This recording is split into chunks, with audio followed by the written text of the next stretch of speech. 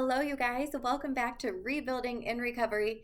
My name is Tracy. For those of you who are new here, I am a former heroin addict. I was an IV heroin user for many, many years, and today I am a master's level therapist. And this is Rebuilding in Recovery, your guide to building a bomb life after addiction.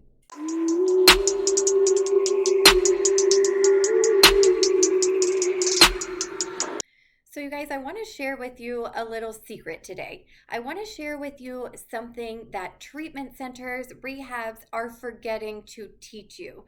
I want to share with you why you have been feeling so discontent and restless and bored in early recovery.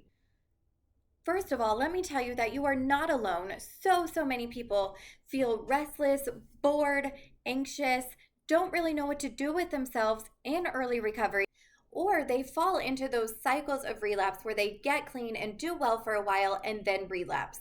Restlessness and boredom in early recovery is actually a really common cause for relapse because it's a common misconception that when we first get clean, we are supposed to be feeling good. We are supposed to be feeling on top of the world within our first few months of recovery. And so when people don't feel on top of the world in their first few months of recovery, they think that something is wrong. And so they think, I'm just one of those people that can't function without drugs. Or they say, what's the point of staying clean if I can't even feel well? You guys, this is such a temporary feeling. And if you can get past this stage, you can find that long-term forever recovery. But let me tell you, if you are feeling bored, if you are feeling discontent, if you are craving your old life in early recovery, then that's because there is something that your recovery is missing. And that something can make you feel happier, more content, more passionate, help you find out what you like and who you are after addiction. I first entered recovery from an IV heroin addiction back in 2013. I felt the same exact way. In my early recovery, I enrolled in school right away when I first got clean. I got a job as a waitress, so I was working, I was going to school, I was taking care of my baby, and that was it. And I started to become really overwhelmed by my responsibilities. I started to become very bored and I started craving my old life. I found myself wanting to talk to old friends that I used to use with, and I just was craving that excitement. And I was trying to get a little bit of a rush wherever I could. Now, there are two reasons behind this discontent in early recovery. Number one is a scientific reason. Number one, you guys have heard me talk before, if you've watched my other episodes, about dopamine. Dopamine is our feel-good hormone. When we are using drugs, our dopamine soars sky high, way higher than it should ever go. When we stop using drugs, our dopamine drops crazy, crazy, crazy low. And that leaves us feeling like absolute crap. It leaves us feeling unmotivated, unpassionate. We don't want to get out of bed. That is what low dopamine does. And that is what happens when you stop using drugs. You can experience low dopamine for months into early recovery. So part of the reason for your discontent and your boredom is your lack of dopamine. Another reason is a more spiritual reason. And that reason is because addiction is a high adrenaline lifestyle. It is a fast-paced, excitement-filled lifestyle.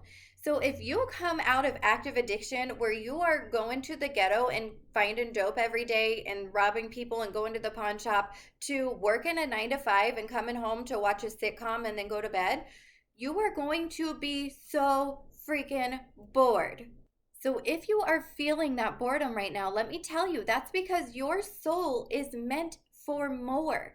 Your soul is not meant to sit behind a desk or a factory all day, every day. So if you want to feed your soul, if you want to feel satisfied and content and passionate in your life, you need to do this. I tell my clients all the time, it is a 100% necessity to prioritize adventures in early recovery. And why not? Don't forget, you are free now. You are no longer chained to your addiction. The world is your oyster. You can do whatever you want to do. You can do all of those things that you've wanted to do but could never do. And I I realized that. I realized that I had that freedom when I was in early recovery, and I started to sign up for things. I signed up for a local class that taught you how to scuba dive. I went to rock climbing gyms. I went backpacking. I went and visited a relative in another state. And I noticed that when I did those things, I never felt better. I remember this day where I went to Discovery Cove down in Florida and I did a scuba dive, like with an air helmet on, where I went down with fish and stingrays and I swam with a dolphin. And it was just such an exciting day. And at the end of that day in the car riding home, I just thought, I feel so content right now. If I died today, I would be okay with it. It was that great of a day. That adventure that day fed my soul that much, where I felt nothing but pure contentment. And I realized at that point that adventure was something that I had to have in my life always. There are actually adventure based rehabilitation and therapy programs out west. I am from the Mid East, so we don't have that type of stuff here. We are behind the times. But out west, they're all for it. So not only have I seen in my own life the benefits of incorporating adventure into my recovery, but it's been proven as well to cause a huge benefit and make you much more likely to maintain your recovery long term forever.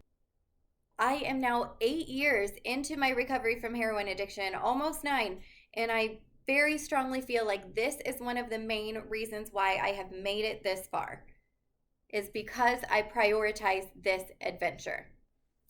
So if you are feeling that discontent in early recovery, if you are restless, bored, craving your old life, please incorporate this into your life. You will start to feel happier. You will start to feel more content. You will realize what your passions are and who you are outside of your addiction. And I know what you're thinking, like, girl, I don't have the money to jump on a plane and fly to France right now. And I mean, first of all, if you have the means for that, definitely do it. This is a great time to go to France in early recovery. I highly recommend you do that. If you don't have the means for that, which I don't, there are tons of other ways to incorporate adventures into your life that are free. Go to the local fair that's in town. Go to a theme park, ride on roller coasters, go ziplining, go camping or backpacking. Try a foreign restaurant, go to a rock climbing gym. Just go try new things. Just go put yourself out there in the world. Just go figure out who you are without drugs. Go figure out what you like. You have to live your life if you want to find yourself after addiction, if you want to find happiness. The perfect life is not just going to fall into your lap. You have to work for it. And this is part of it. If you are not feeling well in early recovery, I want you to remember that that is normal. That is chemical, that is spiritual, and that is fixable. But it's not going to go away unless you take action to fixing it. And this is one of the many steps that you can take to fix it. And that is why I wanted to share this with you today, because it made such a difference in my life in recovery and in my long-term recovery. So thank you guys for watching. We have new episodes every Saturday. Don't forget to follow me on my other social media platforms or look below the video for ways to support me. If you would like more individualized help in your early recovery, or if you're interested in my recovery coaching services, the doors to the Rebuilder Society are now open. The Rebuilder Society is a monthly membership club of self-exploration that leads you to figuring out who you are after your addiction. We check in every morning with a self-explorative writing exercise. We host self-growth workshops on topics such as finding jobs with felonies, overcoming shame and guilt, rebuilding relationships. I host live emotion regulation and stress reduction exercises. We have live Q&As, we have giveaways, we have personalized accountability and support partners. Just a great community for a little guidance in overcoming those obstacles in early recovery and getting you to a place of happiness and contentment a little faster. Link for that is below the video. As always, I will see you next Saturday.